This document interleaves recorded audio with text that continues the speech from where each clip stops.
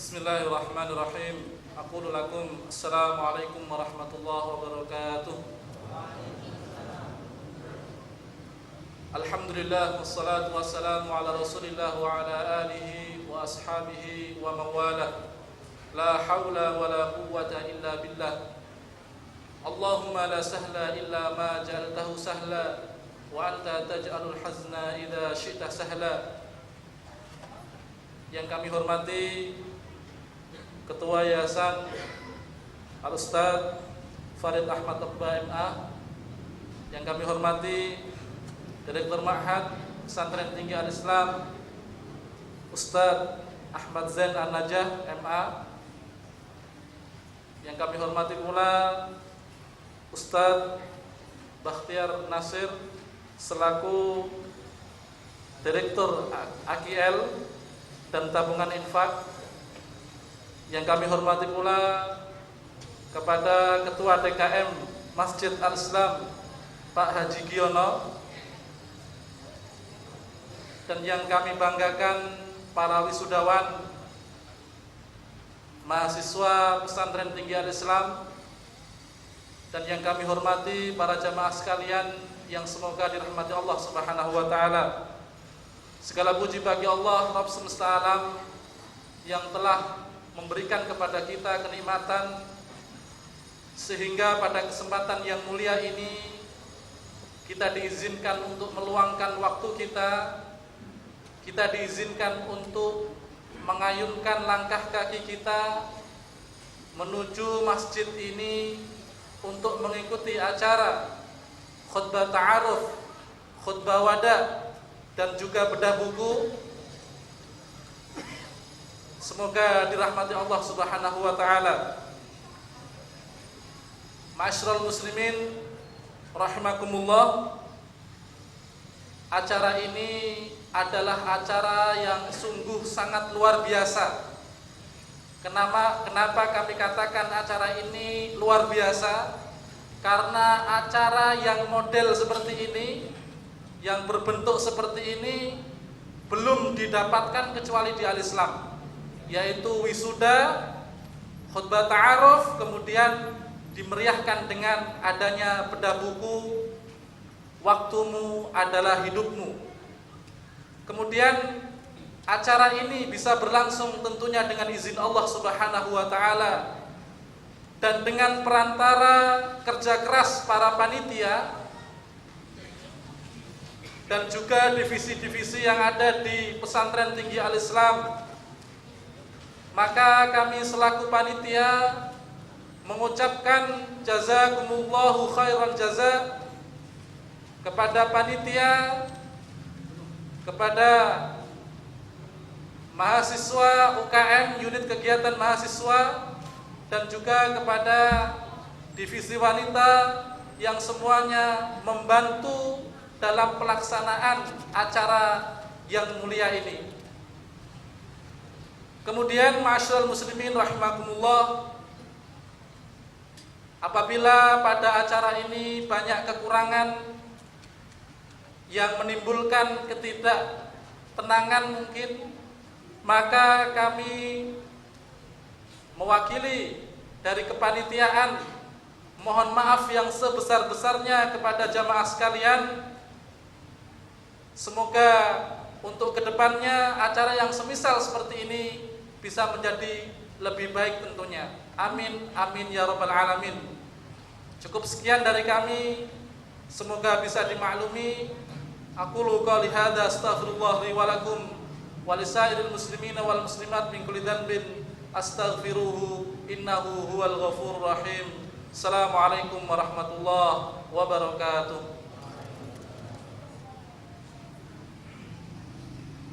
Bismillahirrahmanirrahim. Aqulu lakum assalamualaikum warahmatullahi wabarakatuh.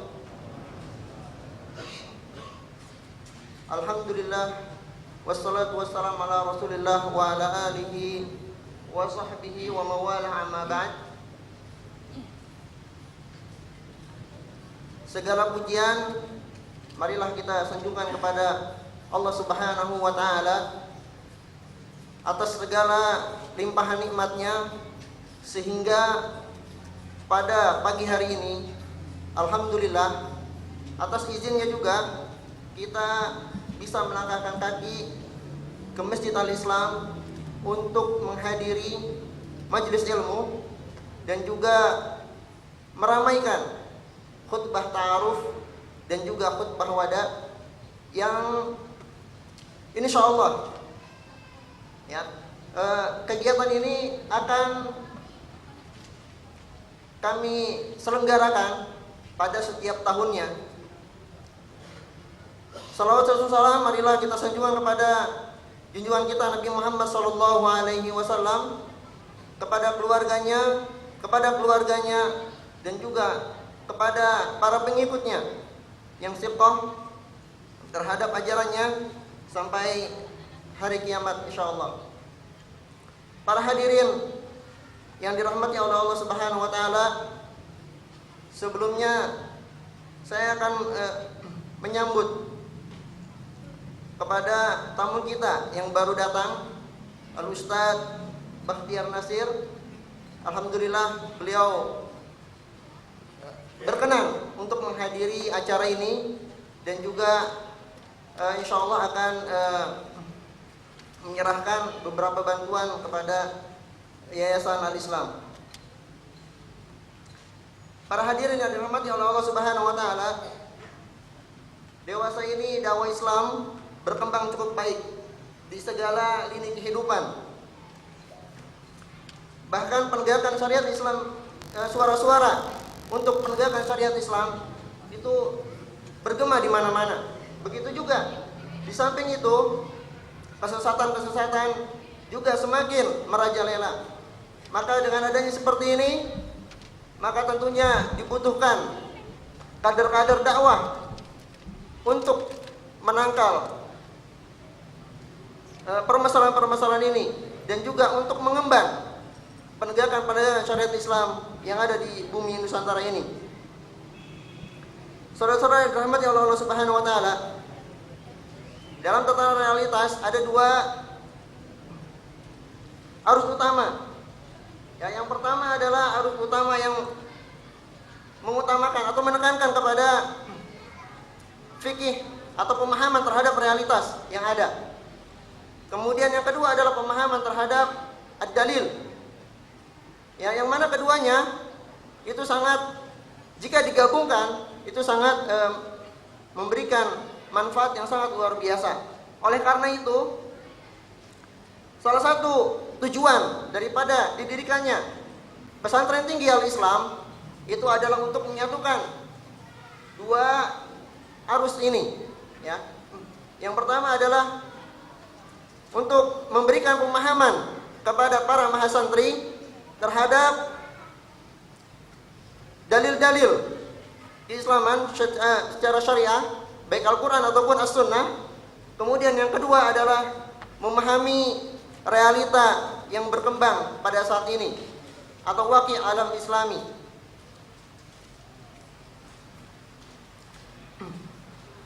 Maka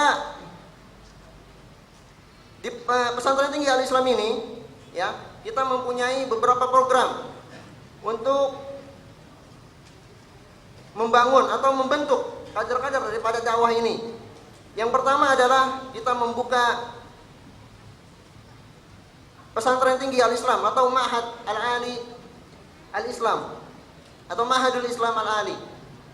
Ya. Yang mana di sini mahasiswa-mahasiswa yang belajar pada Ma'had Al-Ali ini adalah mereka merupakan mahasiswa-mahasiswa yang telah menempuh pendidikan di pondok pesantren. Ya, ketika mereka lulus, kemudian di antara mahasiswa-mahasiswa tersebut ada yang dikirim oleh pondok mereka ke kami untuk dididik, ya. Kemudian ada juga di antara mereka yang datang sendiri untuk menggali ulum syar'iyyah. Dan ini Pesantren Tinggi Al-Islam atau Ma'hadul Islam Al-Ali ini mempunyai kelebihan. Ya. Salah satunya adalah di sini mahasiswa Pesantren Tinggi Al-Islam kita wajibkan untuk menghafal Al-Quran 30 juz. Kemudian di samping itu juga mereka diwajibkan untuk menghafal 6 matan al-ilmiyah. Ya, sebagaimana kata pepatah, man hafizal al-mutun hadzal funun. Barang siapa yang menghafal matan ya dari suatu ilmu, suatu bidang ilmu, maka dia insyaallah telah menguasai ilmu itu tersebut. Ya. Di antara matan-matan yang kita wajibkan kepada mahasiswa itu adalah yang pertama adalah matan Lum'atul I'tiqad yang berkaitan dengan akidah al-Islamiyah yang dikarang oleh Imam Al-Maqdisi. Kemudian yang kedua adalah matan Nukhbatul Fikr. Ya, ini yang membahas tentang al-ulum al-hadis. Kemudian yang ketiga adalah Muqaddimah fi ulumut tafsir berkaitan dengan ilmu tafsir Al-Quran. Kemudian yang ketiga, yang selanjutnya adalah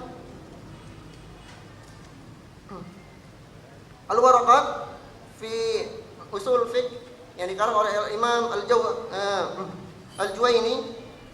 Kemudian selanjutnya adalah matan Abi Suja yang dikenal dengan matan Al-Ghayah wa Taqrib fi fiqh Syafi'i yang dikarang oleh Al-Qadi Abi Suja. Kemudian selanjutnya adalah yang berkaitan dengan grammar bahasa Arab. Ya, kita mewajibkan kepada mahasantri untuk menghafal kitab Al-Ajrumiyah yang dikarang oleh Ibnu Al-Ajrum. Kemudian selanjutnya, di samping pesantren tinggi Al-Islam yang mana pesantren tinggi Al-Islam ini mempunyai kelebihan dua, ya, menghafal Al-Quran dan juga menghafal Al-Mutun. Kemudian selanjutnya kita memberikan kesempatan kepada mahasantri yang lain yang dia tidak lulus daripada SMA ataupun mereka yang telah lulus tapi khusus ingin menghafal Al-Quran. Ya, kita juga membuka program Tahfidzul Quran.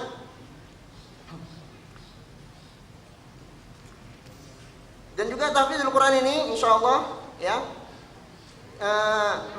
mempunyai sanad ya kepada Nabi Muhammad SAW dengan riwayah Al-Hafs Ibn Asim. Kemudian di samping itu juga kepada masyarakat kampung sawah dan juga kaum muslimin yang lain yang ingin menimba ilmu keislaman, ya, kita juga membuka program secara umum, yaitu program Dirasah Al-Islamiyah, yang mana program ini kita khususkan kepada kaum muslimin yang lain yang mungkin dia tidak bisa untuk masuk setiap hari, tapi kita buka hanya pada hari Sabtu dan hari Ahad.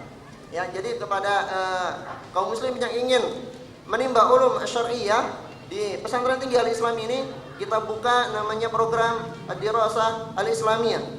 Kemudian selanjutnya untuk membekali mahasantri kita yang telah lulus dari pesantren tinggi Al-Islam ini, karena berkaitan dengan ilmu-ilmu kependidikan, maka kita juga membuka program baru, ya, yang sudah berjalan alhamdulillah selama setahun ini, yang bernama ASIK atau Akademi Studi Islam dan Kependidikan. Dan insyaallah program ini disetarakan dengan program Strata 1.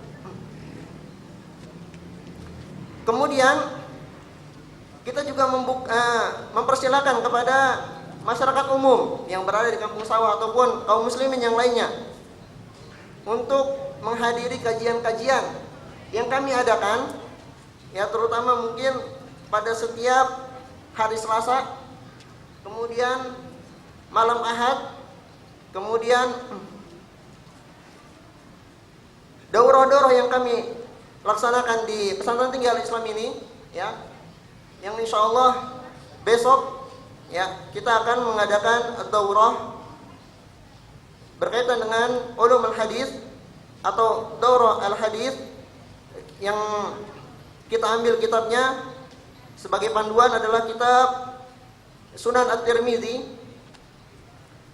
yang insya Allah dipandu atau dibimbing oleh Syekh An-Naji Al-Bakir, yang insya Allah pada hari ini jam 12 nanti beliau akan landing di Soekarno-Hatta dan akan menuju ke Al-Islam, yang mana beliau ini adalah merupakan salah satu daripada murid kesayangan daripada Syekh Musaid Al-Bashir,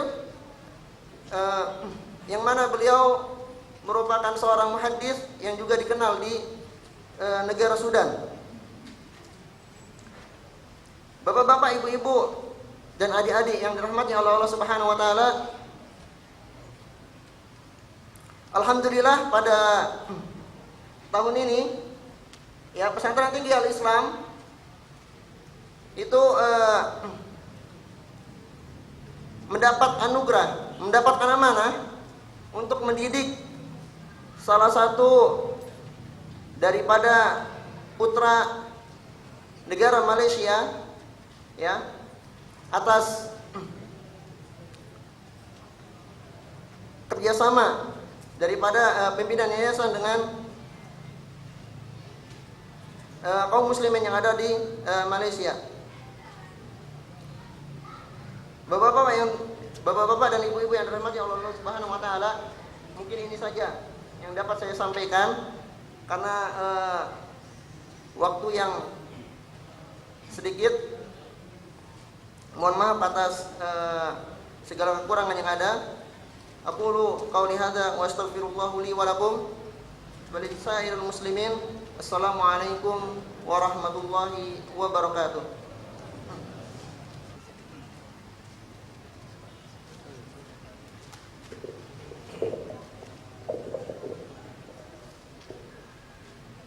Assalamualaikum warahmatullahi wabarakatuh.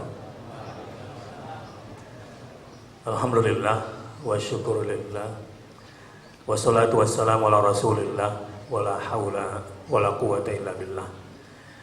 Yang saya banggakan Ustaz Farid Uqbah, yang mudah-mudahan senantiasa dijaga oleh Allah Subhanahu wa taala dan dikuatkan untuk terus mengemban amanah dakwah yang saya tahu dedikasi beliau yang sangat besar sekali untuk Islam di Indonesia. Ikhwani wa akhwati fillah, saya bersyukur pada hari ini bisa hadir dengan semua keterbatasan, dan kebanggaan saya ekspresikan juga dengan memberikan sedikit bantuan yang sebetulnya saya mengerjakan ini juga bersama Ustadz Farid di tabung infak. Tidak banyak, tapi mudah-mudahan cukup untuk membantu beasiswa demi lahirnya para alim, para ulama dari pesantren Al-Islam ini. Nilainya cuma 100 juta rupiah, dan mudah-mudahan ini sebagai mukaddimah kecil saja dari sebuah pekerjaan besar yang sudah kita niatkan. Baik, sedikit saja pesan dari saya, terutama kepada para wisudawan hari ini. Apa yang akan kalian hadapi esok hari itu tidaklah semuanya persis seperti yang Anda baca di dalam kitab. Yang kedua, pekerjaan berat Anda selanjutnya adalah bagaimana menerjemahkan mutun-mutun itu dalam dunia konteks yang sekarang sangat dinamis sekali. Kalau Anda kemudian kurang cepat, kurang sigap menyikapi persoalan-persoalan yang sedang berkembang di akhir zaman ini, Anda hanya menjadi seorang penikmat ilmu tetapi tidak bisa dinikmati oleh orang banyak. Baik, terima kasih. Spanduknya boleh diturunkan.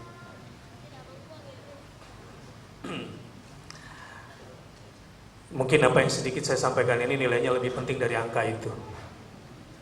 Begini, saya ingin mulai pemetaannya sekilas dari istilah postmodernisme di tengah frame akhirul zaman. Jadi akhirul zaman, Anda akan berhadapan kepada dua situasi yang saya katakan tadi. Jika tidak mampu menerjemahkan, menganalisis mutun-mutun itu atau apa yang tertuang di dalam kitab, di dalam dunia konteks, dalam dunia gerak, dalam dunia perlawanan, maka Anda akan menjadi pemain-pemain marginal di pinggiran yang tidak bisa bertarung di dunia mainstream. Untuk itu, untuk menjadi du'at ilallah dalam skala yang dibutuhkan saat ini, maka masih banyak ilmu yang perlu kalian pelajari lagi. Namun saran saya, mulainya dari hal-hal sederhana saja.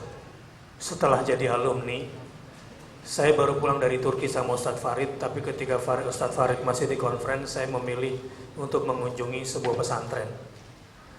Pesantrennya itu 4 lantai, kira-kira 5.000 meter luasnya, tapi standarnya hotel bintang 5.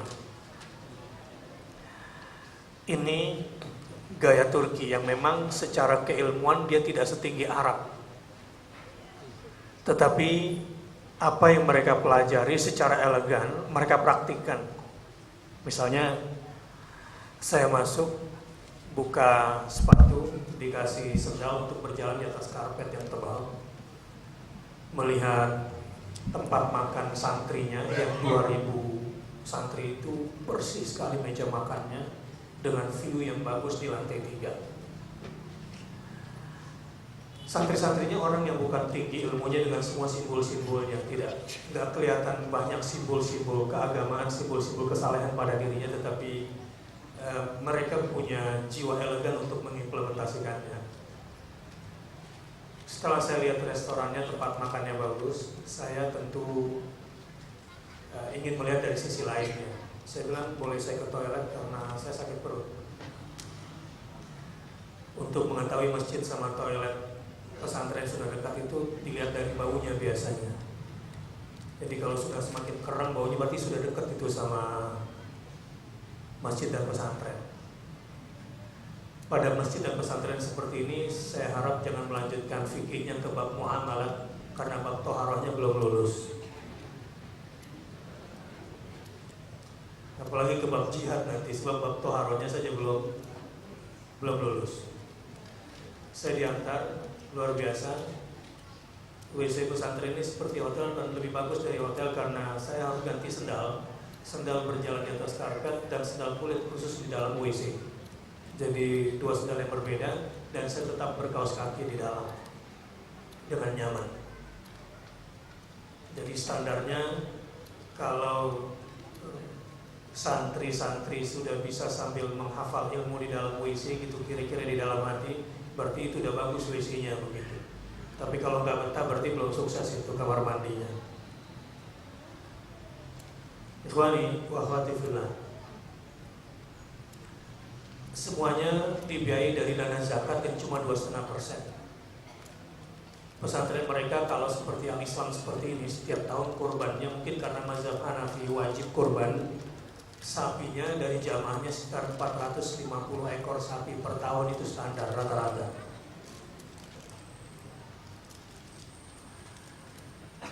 Mereka tidak tinggi ilmunya. Kepada alumni tadi saya dijelaskan sama Ustadz Farid, itu tadi yang jadi MC alumni, itu tadi yang memberikan sambutan jadi alumni, saya bangga sekali. Di pesantren itu orang nggak banyak yang dipelajari. Dalam tempo 2 tahun dia bisa dari tidak membaca Al-Quran sampai bisa menghafal semampunya, dan hanya mempelajari 3 kitab saja, kitab akidah, kitab fikih, dan usul fikih dalam bahasa Arab. Cuma itu saja. Jadi so simple, sangat simpel sekali. Ada yang keluar 1 tahun dari situ kemudian melanjutkan S2 dan S3-nya.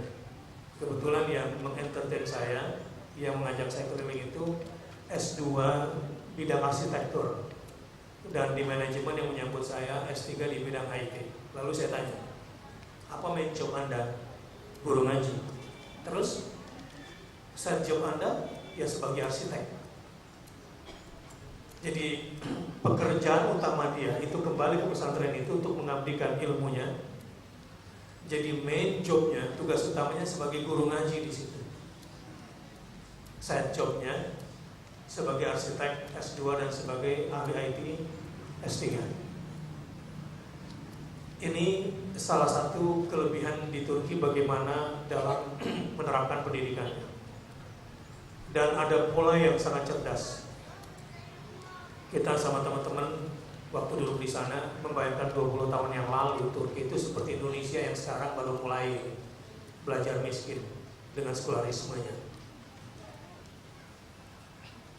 Erdogan itu 5 tahun pertama tidak menunjukkan identitas keislamannya, tetapi semua statementnya menjadi sebuah proyek yang nyata dan dirasakan. Betul-betul yang namanya proyek A'udzubillahi minasyaitonirrajim. Bismillahirrahmanirrahim. Ara'aital ladzi yukadzibu bid-din fadzalikal ladzi yaduqqul yatim wa la yahuddu 'ala ta'amil miskin. Melihat ayat ini, kebanyakan ormas Islam, lembaga Islam sebetulnya menjadi pendusta agama. Karena proyek nyata yang mestinya dilakukan oleh lembaga Islam, termasuk partai Islam, yaitu menyantuni anak yatim dan memberi makan orang miskin, ini kurang diterapkan. Anda tahu di Indonesia saat ini, bulan Oktober ini 23.000 tahanan narkoba akan dilepas dan harus keluar karena penjara tidak cukup. Ini akan menjadi persoalan sosialnya sendiri, sementara lembaga pelaku wajib lapor, institusi IPWL istilahnya di bawah bayangan itu tidak cukup. Ini sebetulnya anak-anak yang kurang perhatian di keluarganya karena sibuk mencari dunia. Saya baru buka pesantren khusus anak jalanan, anak-anak yang memang terlempar dari keluarga atau memang terlahir dari jalanan. Sebetulnya mereka adalah orang-orang yang ingin mencari sosok ayah, ingin mencari sosok ibu, ingin mencari kakak, ingin mencari sahabat. Jadi kalau kita bicara dunia jalanan di Indonesia ini, anak-anak jalanan itu cenderung mencari istilah abang, abah, atau ayah. Hanya orang-orang yang bisa ngomong mereka itulah kemudian mereka mau mendekat ke sana. Para doa ilallah.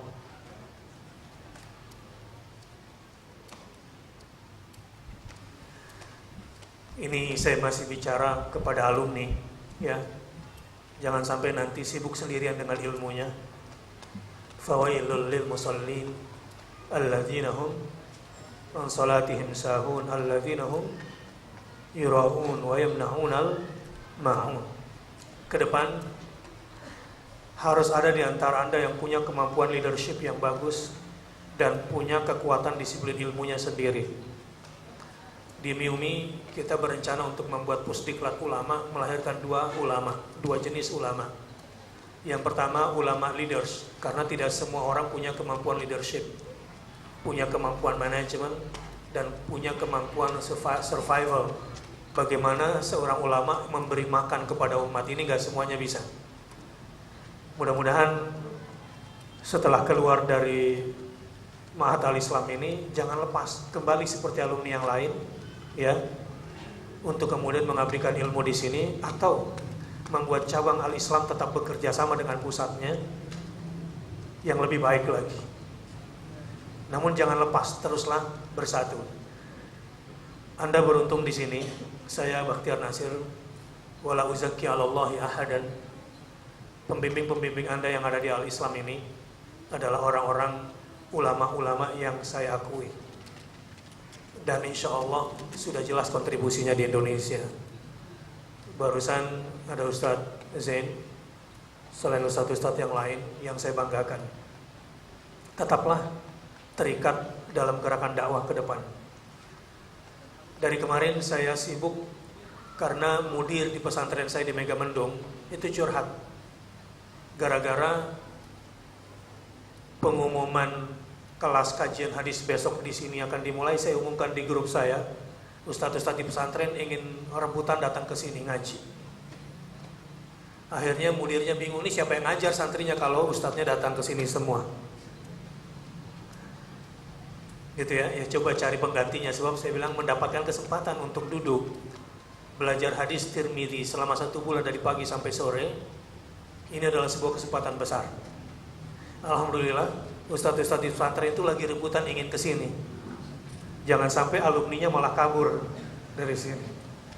Ya harusnya Anda lebih semangat lagi itu, karena Anda sudah berada di Al-Islam, yang Anda dipilihkan tempat di sini. Dan saya pikir kalau ada proyek besar untuk kalian kerjakan setelah ini, walaupun zawaj itu nggak lebih penting daripada, kalau bisa zawajnya ditunda dulu, menikahnya ditunda dulu sampai selesai hadis Tirmidzi. Karena jadikan itu sebagai mahar nanti untuk dihafalkan dan diamalkan. Kembali, jadi ke depan saya berharap alumni-alumni dari Al-Islam ini lahir ulama-ulama yang punya kemampuan leadership yang bagus dan punya kemampuan keilmuan dalam disiplin ilmunya sendiri. Di MIUMI ini kita akan terus bergerak, dan dari Lot Pusdiklat itu kami berharap bisa lahir ulama-ulama dengan 2 kriteria tadi. Tapi pertarungannya ke depan ini luar biasa. Ya, ini sekedar wawasan saja. Bagaimana gerakan Ya'juj wa Ma'juj? Saya nggak perlu sebut etnis mana, sudah paham kalau sudah baca hadis. Menguasai perpolitikan di Asia Tenggara. Orang Malaysia itu curhat, Ustadz, antum nggak bisa hanya mikirin Indonesia saja. Kami di Malaysia sampai pemilihan calon presiden, para politisi itu di drop keturunan Ya'juj wa Ma'juj dari Indonesia untuk milih di sana. Sebab mereka sudah memetakan kesatuannya ini, bukan Indonesia sendiri, Malaysia sendiri, tidak bisa. Untuk itu, gerakan dakwah keulamaan kita memang minimal itu Asia Tenggara. Bayangkan kalau antum tidak bergerak cepat, kita tidak berinteraksi dengan dunia luar yang begitu masif dan dinamis gerakannya, ini bisa kalah. Mereka di Malaysia itu entah dari mana datangnya, pokoknya ngeliatin paspor, di fotokopi itu bisa langsung milih. Apa yang terjadi di Indonesia dengan semua situasi ini, sebetulnya dia tidak berdiri sendiri. Belum lagi Syiah. Turki dengan semua kemajuannya saat ini, wallahu a'lam bishawab, ini ada informasi valid, ternyata kepala BIN, Badan Intelijen Negaranya Turki itu orang Syiah. Dan mereka terus menjadi kanker di dalam tubuh umat Islam ini. Dan mereka bekerja secara sistematis. Kalian nanti menjadi alumni, menjadi seorang alim itu harus punya integritas tinggi. Begini, ulama sesungguhnya itu tidak boleh tunduk pada kekuatan politik manapun. Ulama itu bahkan tidak boleh tunduk kepada kekuatan penguasa negara manapun, tidak boleh. Ulama hanya boleh berpihak dan hanya boleh tunduk pada satu, yaitu sultatul dalil al-ilmi asy-syar'i. Ulama sejati itu hanya boleh tunduk pada satu kekuatan, yaitu kekuatan argumentasi dalil ilmi yang syar'i. Ini ulama yang seperti ini mulai hilang di Indonesia, integritasnya mulai luntur. Akibat apa? Ya akibat mungkin barangkali tuntutan-tuntutan sosial yang mereka hadapi. Jadi nanti keluar dari sini, insya Allah para alumni menjadi orang-orang yang dikayakan oleh Allah Subhanahu Wa Taala. Kalau tidak meminta makan isi perutnya dari umat, justru kalian yang harus berpikir secara ekonomis, bagaimana kalian sebagai alumni Al-Islam memberi makan umat dan mau hidup bersama orang miskin seperti Rasulullah SAW. Seperti saya katakan, anak-anak jalanan itu kalau disentuh oleh Anda sebagai kakak, dia akan ikut dengan semua kasih sayangnya yang Anda berikan, dengan semua perhatian. Anak-anak jalanan ini ada 3 tipe. Ada yang memang terlahir bapak ibunya pengamen, asongan, atau manusia gerobak yang hidup di jalan. Hidupnya mendiaspora, Kita semua teriak Allahu Akbar dengan semua kesucian-kesucian yang kita pelajari. Sementara di Jakarta ini saja atau di Bekasi ini banyak manusia-manusia nomaden, penduduk nomaden, di mana ada pemeriksaan, di mana ada patroli, kabur lagi ke sana kemari. Mereka yang tidak tahu bagaimana dan di mana mereka harus bernaung. Mereka mencari orang-orang yang mau mengakui status mereka. Status mereka, kata pembimbing itu, ada yang seperti Al-Masih Isa alaihissalam, punya ibu tapi nggak jelas siapa bapaknya. Dalam bahasa negatif mereka tentunya. Di antara mereka ada yang ada bapaknya tapi nggak tahu siapa ibunya. Dan di antara mereka ada juga tidak tahu siapa bapak dan siapa ibunya. Perkembangan narkoba sekarang luar biasa. Narkoba versi 2014 itu bentuknya sudah tisu. Dia makan tisu itu satu persatu, atau direndam di air lalu kemudian dia minum narkoba itu. Ini ledakan narkoba di kalangan anak-anak remaja di dunia produktif. Ini luar biasa. Kira-kira kewajiban siapa itu membimbing mereka? Ini sekedar cerita-cerita sederhana lagi yang mudah-mudahan nanti membuka wawasan. Jadi ngobrol sama Ustadz Farid tadi, yang dibutuhkan sebetulnya dari para santri ini adalah mentalnya. Juhud wa jihadukum fi sabilillah, seperti yang dilakukan oleh para sahabat, oleh tabi'in atas bimbingan Rasulullah sallallahu alaihi wasallam. Kinerja juga begitu. Erdogan baru menunjukkan siapa dirinya soal jilbab istrinya, kan selama 5 tahun menjadi presiden, maksud saya menjadi Perdana Menteri, nggak boleh tampil di muka publik membawa simbol Islam. Istrinya yang berjilbab itu nggak boleh muncul. Dengan sabar dia menyembunyikan keislamannya dalam arti simbolik, tetapi dia mempraktekkan Islamnya secara elegan. Sampai di tahun kedua dia sekolahkan anaknya yang berjilbab ke Amerika. Itu pun sebuah strategi politik. Lalu itulah pidato dia pertama kali berkaitan dengan agama dan mengatakan, kenapa anak saya yang berjilbab saya sekolahkan di Amerika? Karena sekularisme di Turki tidak fair, di Amerika masih agak fair.